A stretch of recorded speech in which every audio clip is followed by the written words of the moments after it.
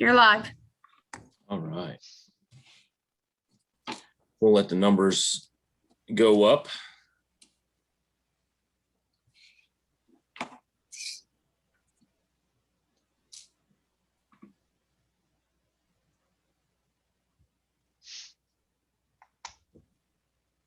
Slowly.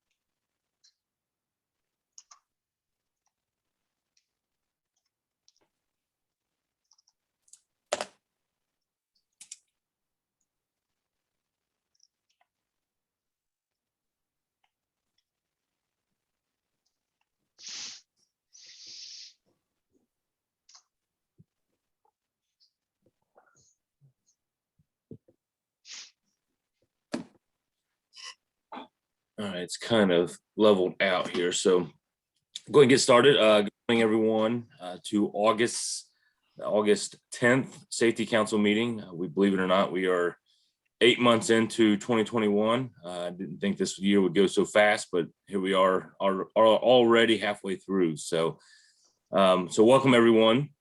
Before I do start with par and prayer, I just want to remind everyone this is a webinar setting. So you will see just a handful of screens of our speaker, Par, myself, and some others on our steering committee, but you will not see yourself, but that does not mean that you cannot participate or you can't be involved. There is a Q&A box at the bottom of your screen and also a chat function at the bottom of your screen. So at any point during this meeting, if you have a question, concern, or some kind of any kind of question, please don't hesitate to ask. We'll ask Tim before he starts how he wants the questions during his meeting, or during his topic or his speaking, or how he wants to do that. But please don't hesitate to ask a question if you have one. Your voice is definitely heard. So with that said, we'll start with prayer with Par, and then we'll get the pledge and get moving. Par? All right, let's bow. Father in heaven, we just love you, Lord, and we thank you again for just another day, another opportunity to be not only on this Zoom meeting, Lord, but to even participate in any kind of job going around now. Lord, we ask that you continue to cover each and every one under the sound of my voice. We lift the Safety Council Committee up to you, Lord. And we ask that you bless everyone, Lord, that goes out to work on today, Lord, that they'll be as safe as possible. Bless the companies that are able to allow them even to come to work, Lord. Continue to give you all the glory and the honor. It's in your name I pray. Amen.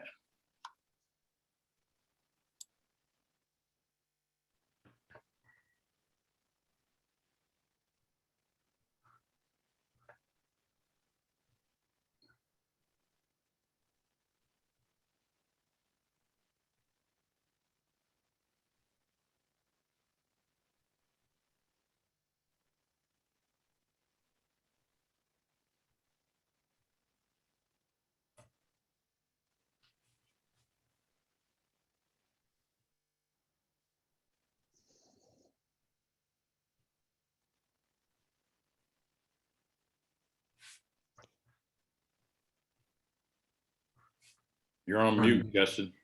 You're on mute. Oh, we're this far into it and I'm still doing this. All right. Thank you guys very much. So that said, Jim did post in the chat box. So if you have a question, I will monitor that along with the committee will monitor the chat box. With that said, Jim, do you have an update? Of course. Hey. All right. Awesome. Yeah. The Thanks. floor is yours. Thank you, Justin. All right. Good morning, everybody. So I'm Jim Pellegrino. I am the assigned safety consultant to Clark County from the Bureau of Workers' Comp. Justin mentioned I put my contact information in the chat, and I see Tim did as well. So Just a few quick talking points. If you're in our drug-free safety program with the Bureau, the advanced program, you have to get your safety action plan in by the end of this month. So just be aware of that. A few things to point out from our safety bulletin that you guys should be receiving. If you don't get that, you're interested, you could sign up for it online. If you don't know where it's at, my contact information is in the chat. Reach out to me and I'll shoot you the link. If you have employees that drive for work, NIOSH has really good information, a whole website dedicated to in-vehicle monitoring systems. It describes what these things are and how they work and how they help improve drivers' habits.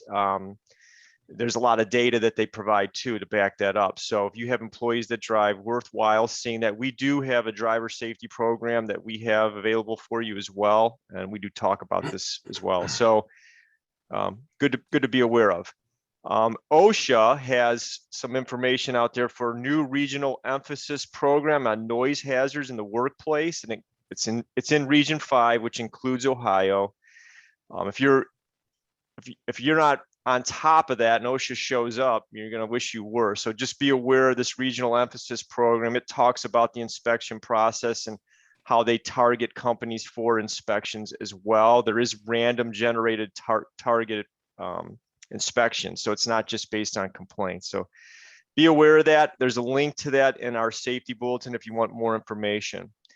Also in that bulletin, Liberty Mutual, there's some information on their study from 2018 for workplace related injuries. They look at all industries: construction, manufacturing, retail, healthcare.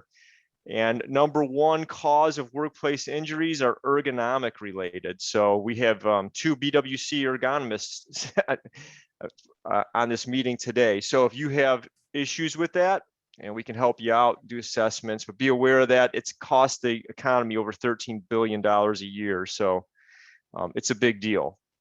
As far as our BWC's upcoming training opportunities, we have a webinar this Thursday on August 12th. It's going to talk about 7 habits of highly effective safety teams. So if you're looking to start a safety team or reinvigorate your safety team, it's a 1-hour webinar. It's at 10 a.m. You can register for that. If you can't find that, let me know. I'll shoot you the information.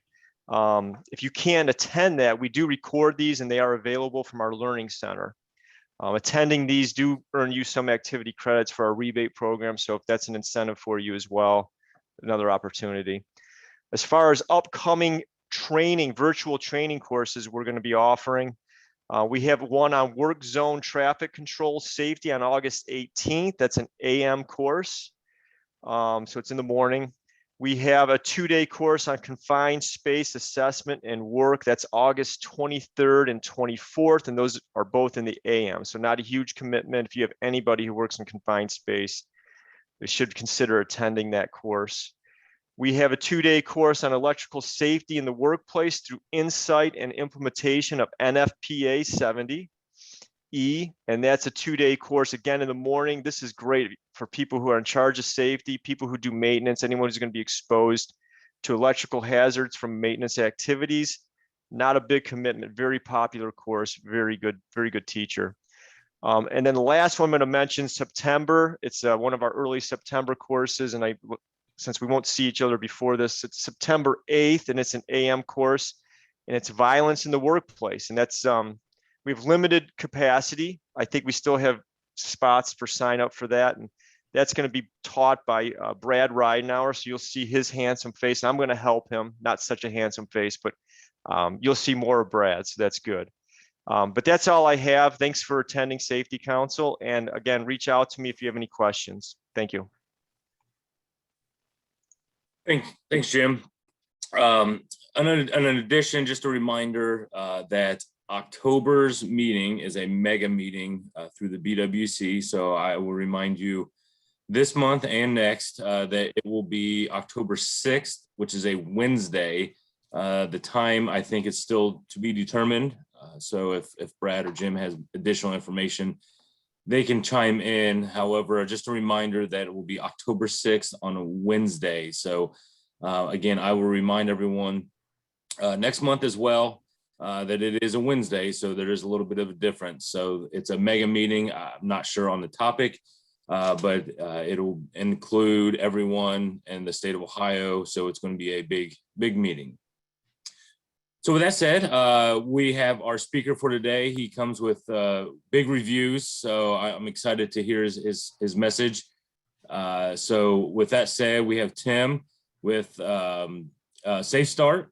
So he's going to discuss leapfrogging from compliance to culture. So Tim, the floor is yours. Well, I appreciate it, Justin, and thank you for the introduction. And good morning, everybody from Phoenix, Arizona, where it's 4:30, actually 4:40. So it's bright and early for me, and just want to say hello.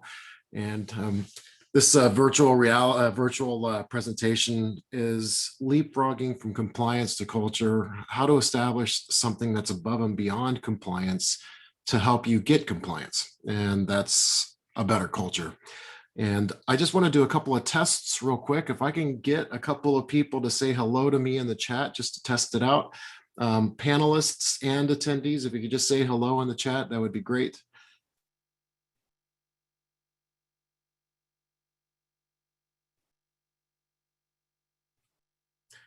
Perfect.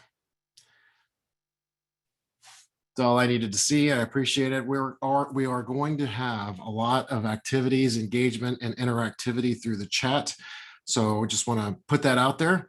And you can see where and what I've done in the past and still have lots of work to do.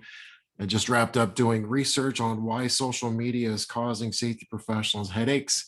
And from a graduate degree program, it was fun to do. The research is still ongoing, and look to the ASSP and the NSC for potential journal writing.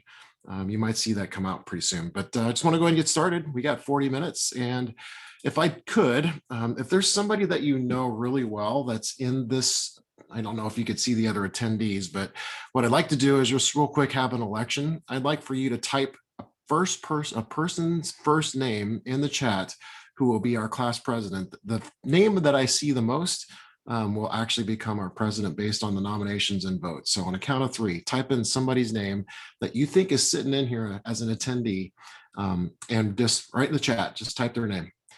1, 2, 3, go.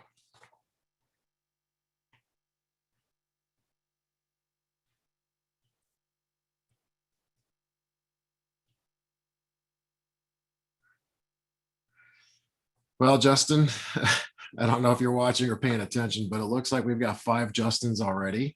So congratulations, Justin. You have become the class president today. Let's all give Justin a virtual round of applause. Nice work. Thank you, everyone. Appreciate it. So the question I've got for everybody here is that I want you to think about this. And it's a question that I put out there because when it comes to culture, it's a lot about what we do individually first. And some of the things that we do end up doing in the world of safety is how do we prevent injuries for ourselves? So as a vicarious learning experience, sharing previous mistakes, you'll see another presentation I do called Embrace Your Mistakes or Embrace Error. And what ends up happening is if you share those mistakes, you'll get people on board to share their own, which eventually raises awareness and it creates a climate for future culture. So what I'd like to do is ask, is there a specific habit you're working on? I travel all over the globe, and when I do, sometimes it comes with a rental car with long drives.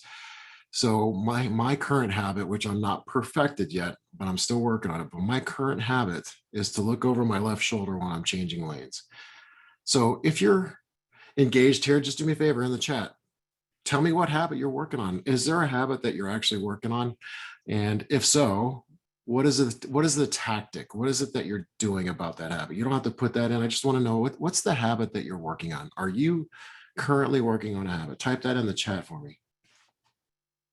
And while we're waiting for that, let me just review this. Still got Justin there. In terms of what we're going to expect today, the agenda for today, as you're typing in your habits, is I'm going to talk a little bit about my experience with Nigerian culture and compliance. I'm going to bring up the 3 safety discoveries. And then I'm going to show you 5 things that'll help you overcome in regards to challenges. So we've got Brad, who said more exercise. We've got healthy eating, reduce using acronyms to improve communication.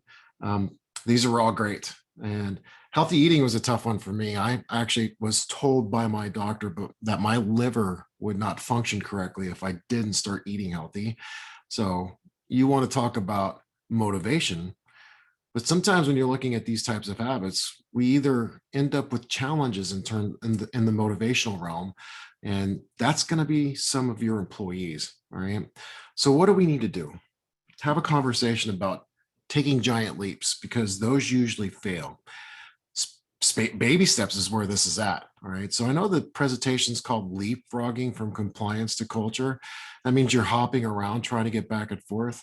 But in the context of this presentation, to change your culture so that people become compliant, that takes baby steps. Right. Now, let's have a conversation about a very different culture. I was asked to come and be a keynote speaker at the Nigerian Safety Conference in Lagos, Nigeria, just a couple of years ago, pre-pandemic. And I remember when I landed, talk about a culture change. Not only did I have to go there, but I had to go to South Africa, then off to Dubai, and then to Kuwait, and then visit in London. And this is a 2-week long trip. So I was prepared for the entire couple of weeks. Customs was an issue getting in because they said that I would get a visa on arrival. In case you're wondering what that looks like, a visa on arrival actually takes up a full page in your passport. And so I'll just show you. There it is. Visa on arrival, full page in your passport. There were some challenges getting this visa on arrival because my host, who's a safety professional friend of mine, Daniel, said that he was going to have all of this taken care of. And when I got there, loved Daniel to death, but it wasn't. And I had to sit in customs for about 2 hours trying to get this visa on arrival. And eventually they said, you're clear, come on up and make a payment. And Daniel told me via email that I needed to pay them cash. So I brought US dollars and I was about to pay them cash. And they pointed at this sign in the back of the room that said, no payments on site. So how are you able to give me a visa on arrival if I'm not allowed to pay on site? Well, you're supposed to pay online before you get here. Well, that wasn't clear in the messaging, and that wasn't clear on the website. And when Daniel told me to bring the cash, he didn't tell me that I was supposed to slide it to them under the table.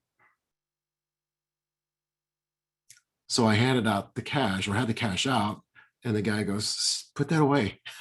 So I put it away, and then he brings me into an interrogation room, and he goes, okay, I'll take the cash. And then we come back out of the interrogation room, and of course, they give me a visa on arrival, and now I'm in Nigeria.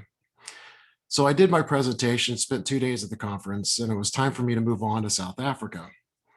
So I get into the airport, and when I get up to the ticket counter, I was checking in my bag. They said, we need to see your card. I didn't know what that meant. I thought they were talking about that visa on arrival stamp. They said, no, we need to see your yellow fever card. I said, well, I didn't need one getting in here. Yeah, you don't need one as an American going home if you were going back to the United States directly, but you're not. You're going to South Africa, so I need to see your yellow fever card. And now I was stuck. I was going to be quarantined for 15 days in Nigeria, not in a cell, but I have to go back to a hotel room, and I didn't have a yellow fever card. So Daniel sent me with an escort to make sure that I got through the gate and passed the ticketing. And I came back out and he goes, what's wrong? I said, I don't have a yellow fever card. They're not going to let me go to South Africa. He goes, come over here. I stood there and he goes, I want you to stand here for 10 minutes. Don't go anywhere. I'll be right back. He took my passport. So now I'm kind of concerned. So I stood there. 10 minutes goes by, 15 minutes goes by. And about 20 minutes later, he comes back and he goes, all right, here's your passport.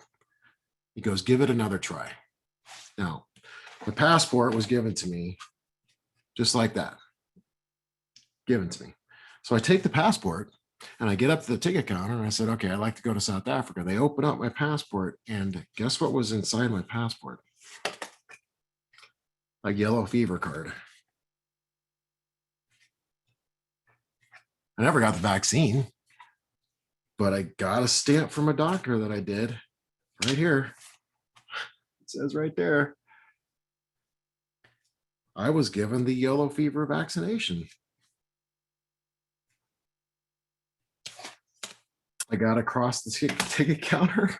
I got into South Africa, and the rest of my trip went on without a hiccup. This is the new card now. It's all digital, but I've never experienced anything like that. And when I got home, Daniel had sent me a text message and then another email asking if everything was okay. And I told him that I had the little hiccup about the yellow fever card. He goes, "Oh, it's a bunch of crap," is what he said. Does this sound familiar? I've got some friends who ended up getting a card like this. And they downloaded it from the internet and filled it in themselves. And I'm not judging or blaming them or doing anything like that, but it's just, did you get the vaccine? Oh, I got a yellow fever card. So apparently I did get the vaccine. And having a conversation about compliance versus culture. And in that nation, the yellow fever card is mandatory. There's a mandate to get that vaccination. Some locations, when it comes to COVID-19, that's not a mandate. If you want to go to Spain, you want to go to England, you want to go across the pond, you have to have that vaccination. And anyways, the culture there is that it's gotten to a point from a mandate perspective that the yellow card for yellow fever is just another piece of paper that people can get doctored, pun intended. So from a culture perspective, I just want to introduce that to you as an opening statement. But when it comes to compliance, maybe your compliance efforts are driving a culture of non-compliance. And I like to introduce another C word that usually perpetuates that, and that's complacency. Now, in the world of culture, in the world of compliance, in the world of complacency, we've taken these giant steps in regards to zero injuries. And I know that's probably a goal of yours, and it's extremely difficult to obtain sometimes. And I'm cool with that. If that's your culture, zero injuries or target zero, it's tough to get, but if that's your culture, that's great. What does it take to get there?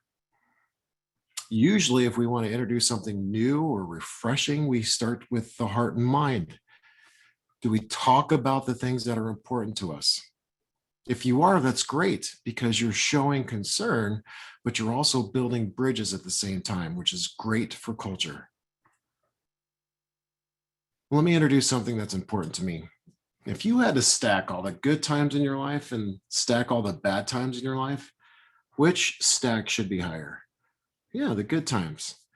When we get stuck in situations like that, I want to tell you right now, when I was there waiting for that guy to return, I thought I was going to have to stay in Nigeria for 15 days and not do the additional work that I had already scheduled and planned. So I got, in my mind, there was a ton of negativity. And I try to work through that with positive images or my good time stack. This is my youngest.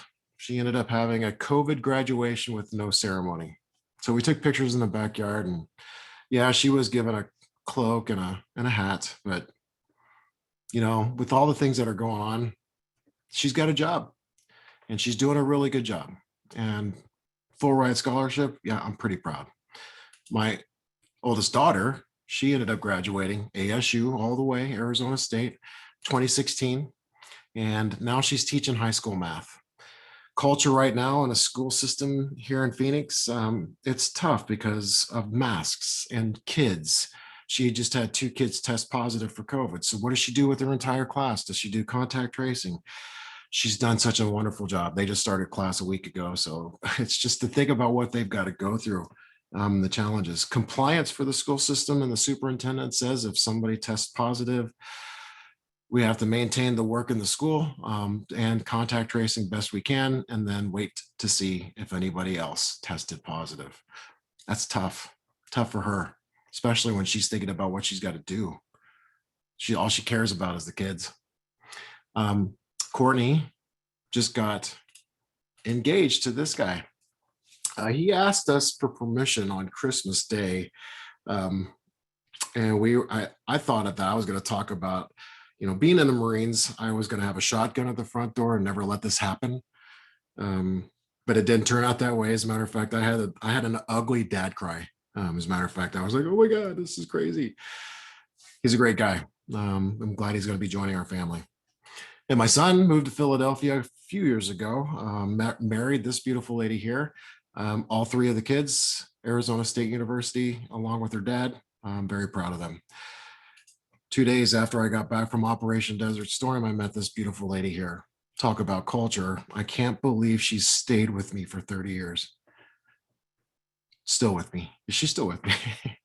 Anyway, to me, there's nothing more important than my family, my good time stack. And whenever I get in situations that are pretty tough, adverse, missing a yellow card, so to speak, I think about the good times as much as I can to help me stay positive, which is good. It'll help you too for culture, especially when you're trying to work with your employees to do things like perhaps compliance. So some assumptions that I have to make before I get into this. Number one, I have to assume that you've worked really hard to comply with government regulations. I have to assume that, okay? And that I think you'll continue doing that. Number two, I think you want to try to improve your safety culture. Ultimately, people think of business culture that has an effect. That's where we're aiming. We want better outcome reliability for our business. And the way we can do that is through better safety. If you don't agree, look up Paul O'Neill on YouTube. You'll find out that his biggest push as CEO was workplace health and safety. And then finally, number three, you were expecting to see a certified safety professional wearing a frog suit. Nope, that's not going to happen. And I'm not even going to talk about this photograph right now. Let's just go ahead and move on. All right. So in my time working as a safety professional, I've got 3 experiential discoveries. Number one, compliance or procedures alone isn't enough. Number two, if you're trying to achieve world-class safety with the great culture, it's tough. There's a lot of things to do, several stages. And then number 3, I found 5 major challenges we all face as safety professionals. And this is where the fundamentals of safety leadership begin. I'll talk about those challenges and how you might be able to overcome them. So discovery number 1, compliance or procedures alone isn't enough. So people try to do more, which is fine. Okay. And I'm okay with that as long as compliance is first. But I do want to suggest for slips, trips, and falls, I don't know if you knew this, but 54% of those slips, trips, and falls are a direct result of human factors. Walking and not looking, or walking and not paying attention, or walking and not seeing the wet surface. I would suggest, though, that if compliance tells us to put up a wet sign on the floor, that's great. We just met compliance, but getting people to read it and look at it and absorb the information there, that's a different story. That's a different story. So can you of y'all do me a favor? It's important to me. If you've ever served in the United States military or you're currently serving, would you please do me a favor and type in the chat the branch of service you served in? And before that happens, I just want to say thank you for your service. It means a great deal to me. In terms of compliance in the United States Marine Corps back in 1990 and 94 when I was in, they had asked me, there's no such thing as OSHA. We don't care. Of course, they were on their own federal entity, but my suggestion to you is when you look at something like this, I get it, but the Marine Corps and safety was kind of a 2 ends of different spectrums, honestly. As a matter of fact, I want you to consider this. When I was in, some of the things that I had to do in the military, crazy stuff. That's how I got involved with safety. So I'm thankful for my work. And one of the things I got to do was play football and baseball for the United States Marine Corps. They paid me to play. Thought that was pretty cool. My job in the Marine Corps, though, was crash, fire, and rescue. And people often ask, how'd you get started in safety? Kuwaiti oil fires. I learned a lot. 9 months of trying to put these fires out, I learned a lot from the contractors, not from the Marine Corps, from the contractors. And safety was number one, and it was ingrained in their culture. I didn't pay attention to anything about safety. As a matter of fact, when I was in a Humvee, I took a Mark 19, which is a fully automatic grenade launcher, out of the turret And then when I handed it down to my friend, I jumped off the top of the Humvee and I buckled my right knee and tore my ACL. I mean, I just went through 9 months of safety with an organization, well, contractors, all of them, and safety was number one. And I didn't put safety number one when I jumped off the top of a Humvee, but I sustained a serious injury. Now, if you had to think about it, which of the two jobs, Kuwaiti oil fires or putting things away, is more dangerous? As you probably could predict, it is the Kuwaiti oil fires. Why did the culture from those contractors that I learned so much about safety, why was safety number one to them? We spent an hour before doing anything to make sure we had everything we're supposed to do in a place. That was cool. I thought I was geeking out. I thought that was really, really cool. So I learned a lot, and it was their culture. That's just the way they did things. We didn't sustain one serious injury or fatality in those 9 months. And we saw some crazy stuff, explosives to put fires out, large venturi tubes, heavy equipment, you name it. If you want to learn more, you can actually go to youtube.com and type in Kuwaiti oil fires IMAX. Great video. About the 10-minute, 28-second mark, you might see somebody familiar. Just keep in mind, I was 20 pounds ago too, all right? Thank you for your service, Matt Stevens and Greg Johnson. I appreciate it. Thank you. Thank you all. All right. So what I'd like to do is just real quick in the chat, I want you to answer a couple of questions with me, and this will help us get to the 5 challenges. First thing I want to do is just, if you could, in the chat, please, what are the most dangerous things you have ever done? I want you to give me an example. If you're looking for an example, here's an example. 3, 2, 1. Happy New Year.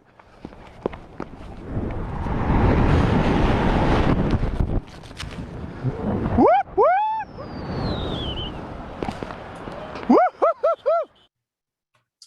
So here we go. I'm going to type one in the chat. I want you to type in some of just one thing, the most dangerous thing you've ever done.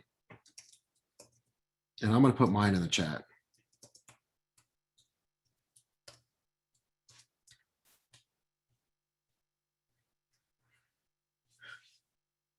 So you saw the example there of Braden Dean doing base jumping. I learned a lot from Braden. I didn't realize base jumping was actually an acronym.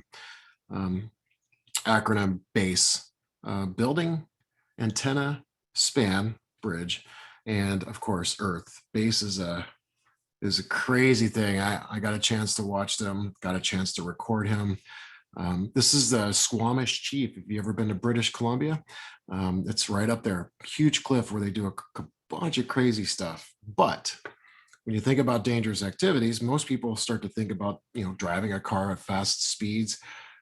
Rita, look at you, hand fed a tiger shark. That's pretty dangerous. Okay. I'm having to assume that they spent a lot of time talking about safety up front. All right. All right. Now, what I'd like to do is, if you're looking at this list, there's a ton of things on here. And if you didn't get a chance to write something in the chat, that's fine. It's okay. I'm just looking at this as an activity for better culture. Okay. Now, in the chat, I want you to write, what is the worst injury you've ever had? Just give me one. What is the worst injury you ever had? And specify the part of the body you hurt. So broken bone, broken leg, torn ACL, concussion. Those are all great injuries. What's the worst injury you have ever had?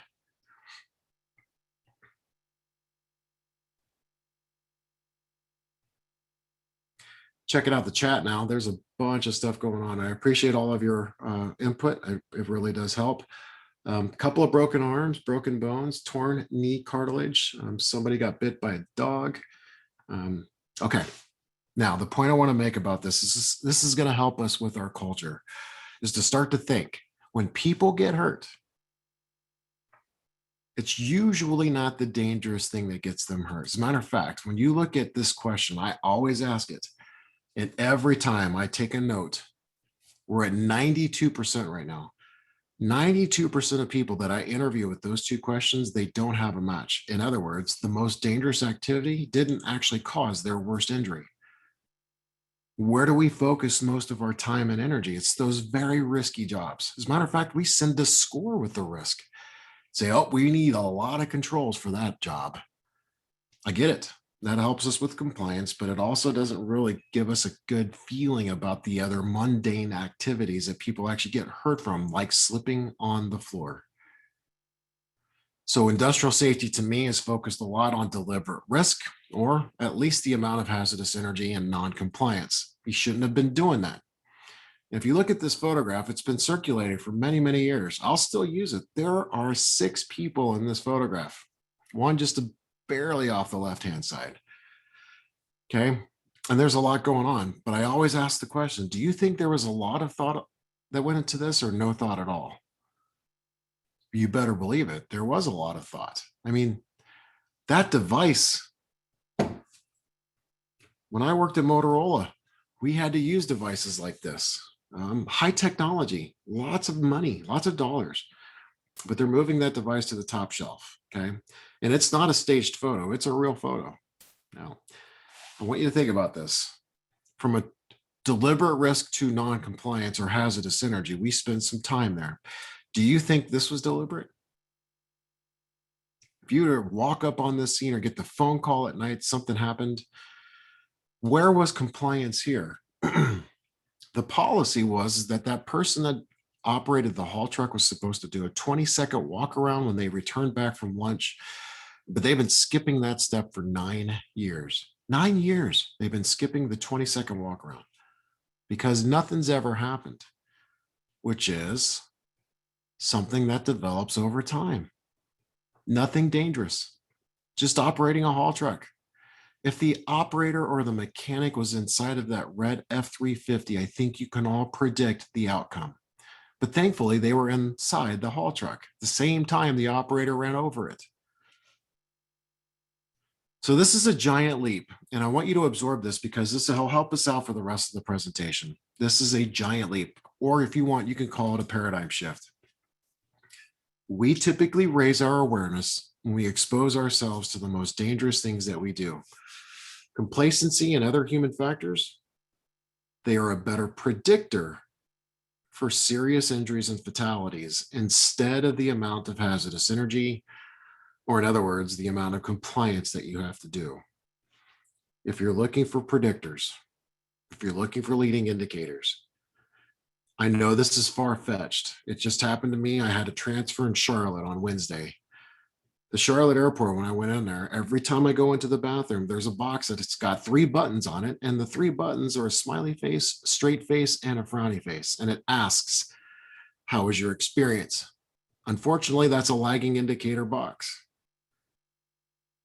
But can you imagine having your employees, even yourself, pushing a button before they start their workday? How will your workday go? Smiley face, frowny face, straight face. Talk about a leading indicator. If you want human factors intervention and predictors, you can just ask people when and where will you likely make a mistake today? And what will you do about it? Do that before they start their work.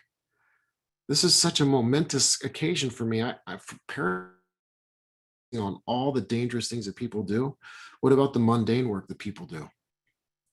That's actually where they get hurt. All right, that's the big leap for the first part. Let's go ahead and get to the second part.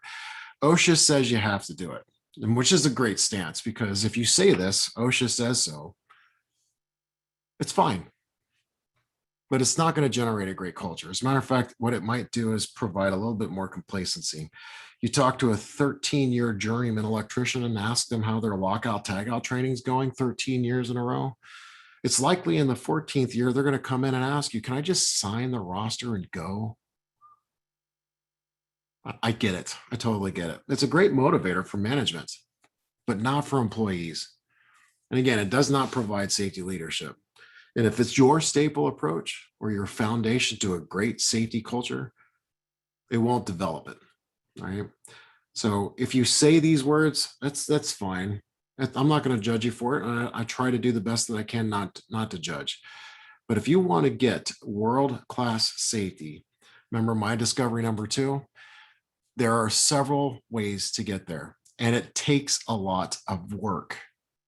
Trust me, it takes a lot of work. You can look at the Bradley curve. It tells you how much work you're going to need to get to interdependent. Tons of work. If you know Gary Higbee, a good friend of mine out of Iowa, he suggests if you want to get to utopia, you've got to do everything below it to get there. And he says it ultimately takes 3 to 5 years just to achieve empowerment. That's a lot of work, right? So some of the places that I've visited to do audits, whether it's ISO 45001 audits for safety management or to help people achieve OSHA VPP, I always look for the Venn diagram. This is my Venn diagram, and I want you to say that if you want to get to an optimum process for world-class safety, you have to have all 3 of these things. Traditional safety, which is compliance. You got to do that first, okay? Personal responsibility and safety, which could be in a safety management employee involvement. Have them do inspections, have them do audits, take personal responsibility for their own activities. And in that areas where you generate a no blame mindset. That's important because if it feels like it's a blame mindset and there's termination or negative outcomes for a possible act, then it could turn into a bad situation. Now, behavior-based safety processes have been around for years. It doesn't matter if you do observation and feedback or do some combination therein. It doesn't matter to me.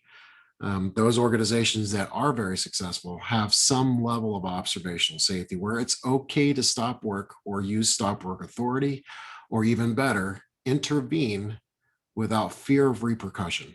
That's a big one. Intervention without the fear of repercussion. The people don't like conflict. So what do? They try to avoid it. Somebody's doing something wrong. They don't say anything. They don't want to have that conflict. It should be okay. Creating a common safety language through observations, that should be okay too. Right? This is not a blame game. That's not what we're talking about. But most organizations that have really great cultures or really great success, they have a combination of these 3 things. Now you can move the Venn diagram to have more of one or the other. Just do me a favor. Make sure you have compliance first, right? Okay. Interviewing safety professionals over the last, say, 5 years, I found that a majority of them, I'd say more than 90% of them, can say that they're extremely busy. A lot of us have been very busy the last 17 months. I totally get it. I really do. If you've been busy, thank you for the work you're doing. You're in a noble profession and you're helping people. You hear it all the time. Go home to their families. Okay. So the 80-20 rule is a pretty good Pareto principle in this regard. 20% of safety professionals' effort, it actually produces 80% of the results. But the last 20% of the results, it consumes 80% of your effort that's left over, right? So from a Pareto principle, I know you're busy. I know you've got a lot of stuff to do. Okay, I know. That's why we all need at least an extra hand. The best place to get the extra hand is a safety champion, those people that nod in your compliance training. They're there with you. Get them on board. Employee involvement, you're already halfway there. Just ask them that question. Will you help me with this? All right. So just do me a favor. Just remember, if you're trying to achieve a safety culture, I'll say it one more time, compliance has to be first. Okay. Compliance has to be first. Then we can get to discovery number 3. Identify challenges with your current workforce that are very challenging to overcome. All right. So what I like to do is before I shut down with the last discovery and then open up the floor for questions and answers, I'm going to ask you to open up in the chat if you're willing. Tell me a challenge that you're having difficulty overcoming in the workplace now. What is some of the challenges you're having with compliance or even developing a great safety culture? And while you're doing that, I'm going to introduce the 5 major challenges. Remember, this is discovery number 3. The 5 major challenges to get to world-class or a great positive safety culture. Number 1, safety cops don't change work behavior. Safety friends do. Number 2, training only does so much.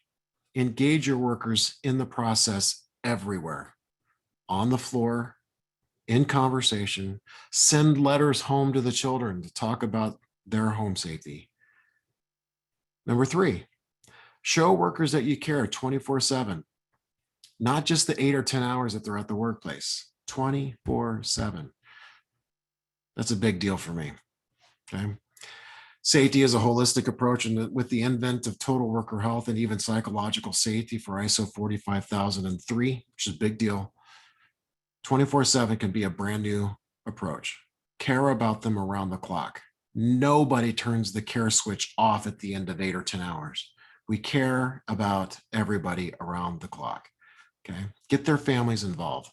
Number 4, finger pointing only works if you're willing to point at yourself. What can you do differently to help engage the culture that you're looking for? And then 5, if you're looking for something you can change, we talked about it already. Good habits perpetuate good habits. If you're setting the example, you'll lead by example. All right, so let's talk about challenge number 1.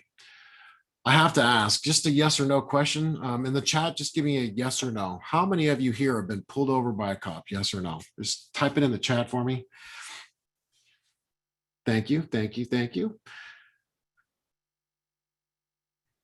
All right, so when you got pulled over by a cop, did you actually sit there and yell, "Oh, great, learning opportunity"?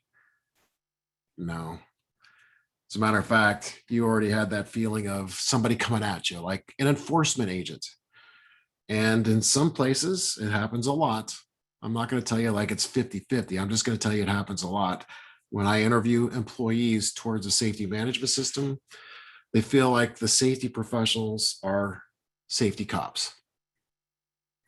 The cities that I've got listed on the screen, they actually pull people over. And when they get to their window, they tell them, "Thank you for going the speed limit." So they pull people over too for doing good things. In my research, I'm just going to tell you, thinking about these cities, of what they do and thanking their employees, thanking your employees will go a long way, but it'll also help you generate a climate that you are a safety friend and not a safety foe, or in other words, a safety cop. Okay, so that's challenge number 1. Try to remove, if you can, if you think it's there or people have said it, that image of an enforcement agent. And for all of you that work at a state agency or even OSHA, I know what you got to do. I know it's tough. I know you're trying to help people avoid injuries, and that's a great thing. That's a noble thing.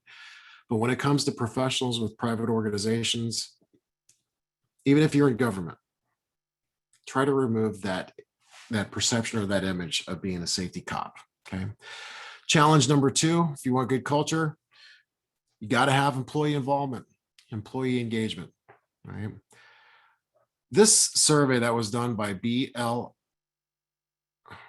Business Legal Reports. I get that confused with BLS, but BLR did a survey and found that 53.3% of the employee population of people that responded say that their employees are not involved. Okay. That's a big number. That's more than half. So what do we got to do? First thing you need to do is get your top line managers, not the C-suite, but the top line plant managers, general managers, those are the ones, to make a statement. If safety is so important, is safety first? Chances are, though, safety will be second or third. And if you want to get some great education, you need to listen to Mike Rowe's podcast on safety third. If you remember, he did a show called Dirty Jobs, and every time he went to a new facility, he got an orientation. And they said safety first. But he said every time he went out into the field, he found that safety was actually third. Great podcast. So what we can do, though, is we could put these words, these efforts together in the same sentence. They should be aligned. Okay. Should be aligned. This will actually get employees engaged if you prove to them that safety equals production, not one over the other. But chances are, through activities and action, they're going to find that production is going to trump safety at all times. Okay. Now, if you want employees to get engaged, you have to figure out, what are you losing time on? What are you losing in effort? And I call this the law of diminishing returns. It's nothing I didn't invent this. It's just that it happens in safety. Okay, and I'll give you a couple of examples. I'll use, say, lockout, tagout, and HAZCOM. Okay, the great examples. So lockout, tagout, and HAZCOM, how does that work in the law of diminishing returns? First things first, you're very productive in the very beginning of a new program, especially if it's a written program. And these two require written programs. Okay. And when you get to a point of diminishing returns, let's talk about HAZCOM. If you have to do HAZCOM training every year because you've introduced new physical or health hazards, that training can get redundant. Compliance training, if you talk to your employees, might actually produce more complacency than what it's worth. So do me a favor. If you're planning on doing that type of training, I hope it's practical. When it comes to lockout, tagout training, I try to avoid the classroom altogether. As a matter of fact, I'll print up all the energy control procedures and I'll take them to the machine and we'll do the training, those 7 steps at that piece of equipment. And guess what else we just did? We were able to knock out the periodic inspection if we do that training every year. All right. So you can knock out 2 birds with 1 stone.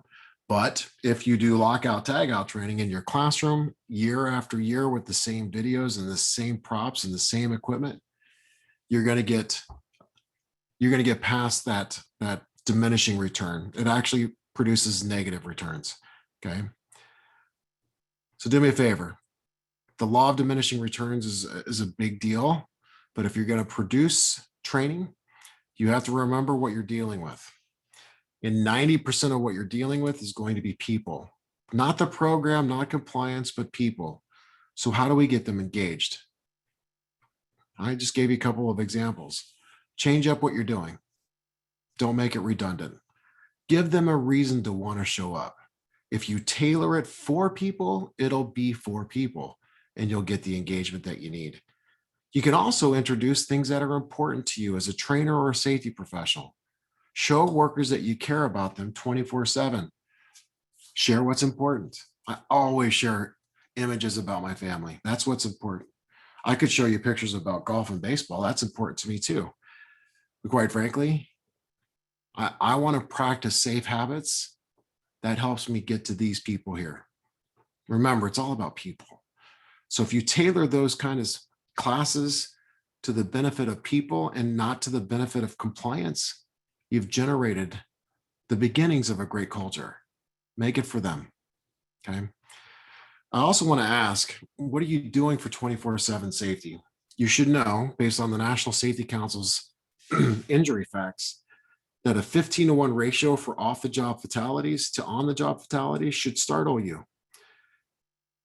Same for 3-to-1. 3-to-1 is for injuries, just injuries.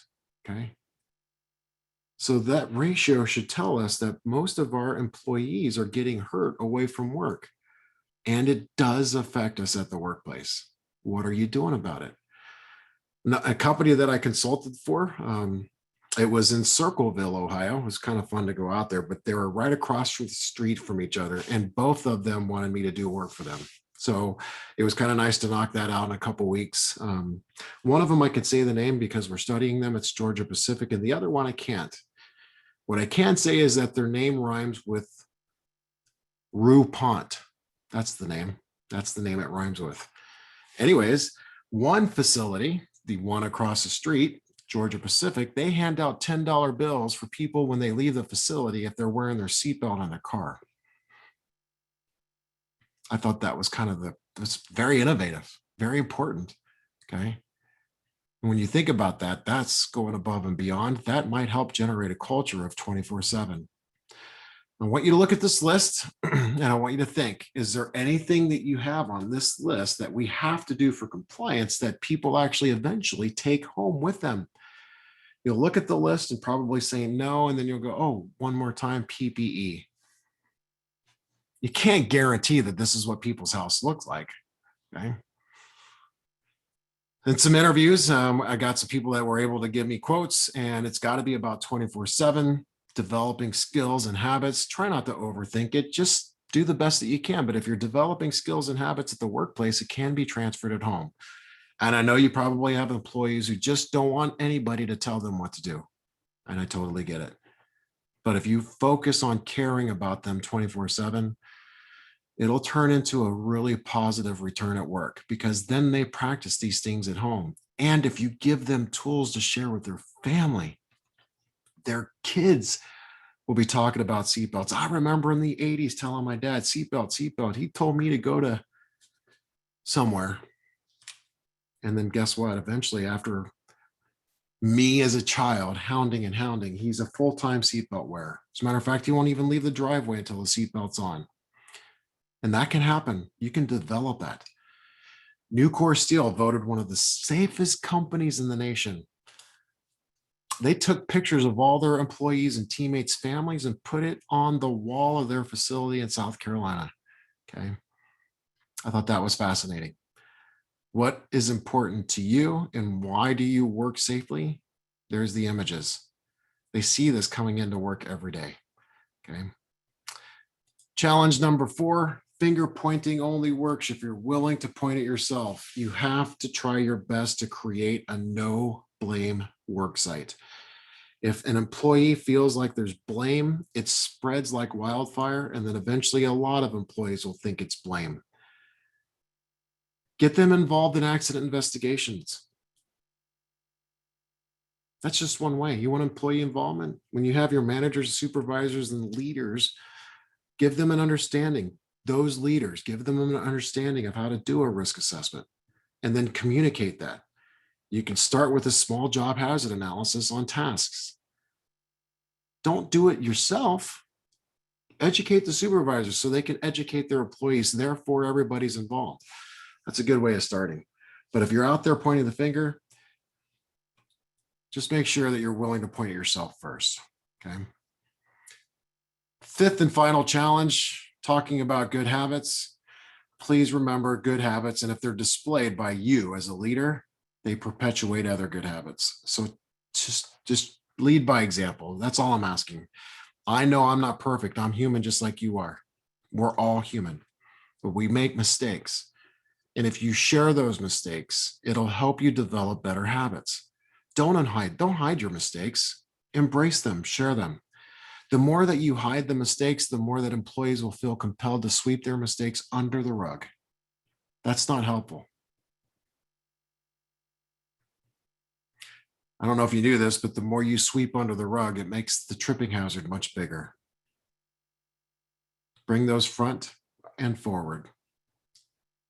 It'll help, I promise. It'll help if you're willing to admit that you've made mistakes. I've had safety professionals tell me that they've never made mistakes before because they're in a job that doesn't require that. Actually, if you're trying to build bridges and get people to engage, that's people. You've made mistakes.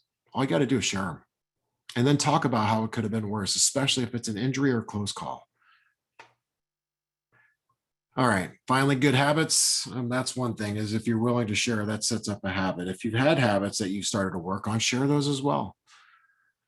It's a comment I made about 3 years ago at the National Safety Council. I delivered the keynote there in Indianapolis. And I made this comment, and it's come back to not haunt me, but help me. I said, I'd rather see an old pair of safety glasses on someone rather than a nice, shiny new pair sitting on a toolbox somewhere. What did I mean by that? Comfort versus habit. PPE should be comfortable with it than without it. That's a great habit. Just to make sure I got my PPE on, double check. I know you've had to deal with this in the last 17 months. Oh crap, did I leave my mask in the car? Probably did. Let me go get it. Okay. That's a great habit. That actually develops a great start to a good culture, good positive culture. All right, we're running out of time, so let me give you a quick summary. Remember, first thing I said was compliance first. Got to do that first. Then you can look for the biggest opportunity. I'm going to tell you right now, it's almost always people. You can engage them. You can offer them advice. First thing you need to do, though, is let them know that you've made mistakes. Be as human as they are and create a no blame mindset. Avoid pushing into diminishing returns. If you've got compliance programs, training classes, try to avoid doing the same thing over and over again. You're just not going to get anything positive out of it. 4, identify gaps in your top challenges. I gave you 5. Those are the ones that I've witnessed. And if you do, don't make giant leaps over them. Take the baby steps to get them accomplished, especially if you got gaps with people. Okay. Make safety a 24/7 approach. If you need help with this, you can look up Total Worker Health. It'll actually give you some great ideas on what you could do for people away from work. Don't leap over creating your own good habits. Right? And then start to think, what habits are you working on? It was the first question I asked. It'll be the last thing I ask. That'll help you with leading by example. Okay. All right. I'm going to give you a few minutes. I'm sorry, maybe a minute about any questions that you might have. I do want to let you know that this presentation and all my other conference presentations are available to download by clicking on that QR code. So if you take that QR code, it'll take you to my personal page for presentations. Anyway, I got some time, I guess a minute for questions if there are any.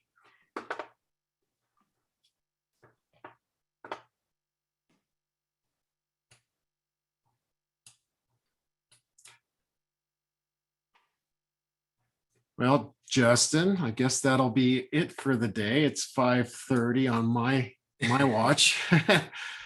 Thank you all for attending my session. And I wrote a little bit about those challenges in my book, The Core of 4. Justin, since they nominated you as the class president, I will send you a copy. All I need is your address. Okay. Greatly appreciate your time, Tim. Great message. Yeah, I'm right there with you. Getting people involved, having people involved, even though it can be difficult to handle at times, but they're the ones that will get you through. So fantastic message. Appreciate your time. Appreciate you getting up early. A negative on our end is we typically have breakfast served. So we have not had breakfast served because everything is via Zoom. So our members are probably upset as well. There's no breakfast being served. It's just around the corner, and you can, I just did a breakfast and serve, and they did it with Uber Eats. So they sent out the kind of a gift card to people so they can order Uber Eats and have that delivered to them in the morning while they're doing their Zoom meeting. And I thought that was pretty cool. Great idea. Just a couple housekeeping notes, or just one. Just a reminder that there will be a drawing at the end of this meeting. For Speedway gift card. So please be on the lookout for that email from Nancy. And then the last thing is that there will be a questionnaire or survey monkey sent out on this meeting to let us know how we are doing, how Tim's message was, and if there are any questions for this meeting or moving forward. Just a reminder that everything will be Zoom all the way through June of next year at this point in time. So please bear with us. We will get together at some point, hopefully sooner rather than later. So with that said, everyone enjoy your day today. The weather is warm here in Ohio as well. So we've got Arizona weather here. So enjoy your time, and we'll see everyone next month. Thank you. Thanks, Justin. I don't know if Nancy and Tim, you want to stay on, or I can email you. Or I can just tell you my address, I guess. Yes, sir. Okay, go ahead. 6934 Brantford, BRANTFORD Road. That's Dayton, Ohio. 45414. Dayton. My gosh, I used to fly in there to drive up to Anna for the Honda engine plant. Oh yeah, that's the airport is less than 5 miles from my house. So it's nice for my travels. University of Findlay. I've been up there a few times to speak for their safety management group. Oh yeah. Yeah, good times. Honda's got a good program. I know that. Yeah, they do. I had to drive back and forth between Anna and Marysville quite a few times because of all the work. Yeah. Well, I appreciate you having me. Thank you. And if you got any feedback, anybody, if there's anything that needs to be changed or said, or you like what you got to see there, I would love the feedback. Yeah, definitely. We'll let you know. I have a feeling that maybe some won't be able to get to your information. So I'll have Nancy send out a link that's got gets to your information that you said, that QRC code. So that way they can easily access it or get it accessed easier, I guess. Okay, sounds good. Yes, if you could go ahead and just email me that, Tim, that would be great, and I can forward it on. Okay, I'm trying to add it to the chat, but it's just not letting me. Oh, Justin, I did get your email today at 8:12, so I don't know where you sent it, but it did come through. I just got a notification from my company that they are having issues, that they know that they're having issues. So Right, okay. corrected. Okay, well, I'll work on the agenda for next week and I'll send it to you. I'll just email it then. Okay. All right, I'll let you two get to work. Thank you so much. All right. Thanks, Okay, Tim. thank Have a good you. day. Yeah, you guys, thank you very much for having me. Thank you. Okay, and Justin, I don't have quite everything done, but I'll have one of my coworkers start the safety steering committee next week. Okay. And then I'll have it recorded and I'll take the minutes off the recording when I get back from vacation. Okay. That sounds good. Okay, Yeah. And Okay. it just, I'm sure my email will get fixed here shortly. They do pretty well. So I get it on my phone. I'm not able to get it on my computer. So okay. What I'll have you do is if I send you an email, just let me know you got it. yeah, we'll do. Fantastic. Thank you. Enjoy your vacation. Thanks. All right. Bye. Bye-bye.